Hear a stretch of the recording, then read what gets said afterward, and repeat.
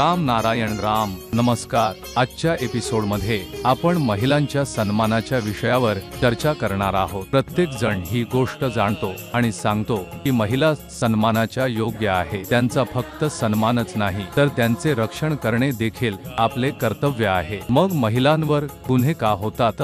दररोज महिलांवर होणाऱ्या गुन्ह्यांचे प्रमाण का वाढत आहे? लोकांच्या मानसिकतेला काय होत आहे? नारीसाठीचा सन्मान कुठे हरवला आहे? आज या सर्व मुद्द्यांवर आपण बोलणार आहोत. आजच्या बदलत्या समाजात सर्वात मोठी समस्या म्हणजे समाजाचे नियम आणि कायदे व्यक्ती त्याच्या इच्छेनुसार बनवतो आणि पाळतो. आजचा समाज सुशिक्षित आहे, संपन्न आहे, पण तरीही पुरुष आणि स्त्री समानतेवर कुठेतरी प्रश्नचिन्ह आहे. आपण असे म्हणतो की स्त्रिया पुरुषांच्या खांद्याला खांदा लावून चालत आहे, परंतु हे नाकारता येणार नाही की पुरुष स्त्रीला त्याच्या बरोबरीचे बघून आनंदी होत नाही तर त्याला हेवा वाटतो. तुम्ही कुठेही बघा, सरकारी नोकरी असो वा खाजगी, प्रत्येक ठिकाणी पुरुषांची संख्या जास्त आहे आणि स्त्रियांची संख्या कमी आहे. म्हणजे आजही पुरुष महिलांना पुढे येऊ देऊ इच्छित नाहीत आणि असे झाल्यास त्यांच्या नात्यात कटुता निर्माण होणे स्वाभाविक आहे. आज गरज आहे आपल्या विचारांमध्ये बदल घडवून आणण्याची. महिलांना त्यांचा सन्मान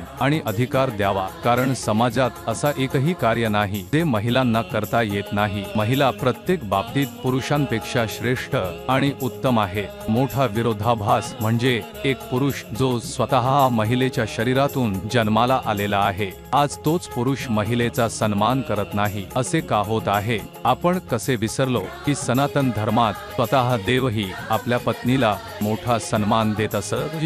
शिवजी नेहमी मां पार्वतीला सजवतात आणि तिची पूजा करतात. श्रीकृष्णही राधा राणीच्या पायांचे अलंकार करतात आणि त्याच वेळी पुरुष रूपी असुरांचा संहार मां काली आणि मां दुर्गा यांनी केला होता. आणि आजही महिला स्वतःमध्ये इतकी शक्तिशाली आहे की आजही ती पुरुषांचे उद्धार करण्याची क्षमता राखते. एका महिलेला सशक्त बनवण्यासाठी, तिला मजबूत बनवण्यासाठी मुलींना चांगले शिक्षण देणे अत्यंत आवश्यक आहे. त्यांना प्रत्येक प्रकारे शिक्षित केले पाहिजे. आज असा कोणताच क्षेत्र नाही जिथे कर्तबगार महिलांनी आपले कौशल्य सिद्ध केले नाही. डॉक्टर असो, बिझनेस वुमन असो, पायलट असो किंवा देशाचे राष्ट्राध्यक्ष असो, प्रत्येक ठिकाणी महिलांनी आपला ठसा उमटवला आहे. त्यामुळे समाजाला आता हे समजून घ्यावे लागेल की महिला खरोखरच सन्मानाच्या योग्य आहेत. महिलांचे रक्षण करणे आपले कर्तव्य आहे. राम नारायण राम यांच्याद्वारे समाजात पसरलेल्या नकारात्मक ऊर्जेचा नेहमीच अंत करण्याचा प्रयत्न केला जातो. त्यामुळे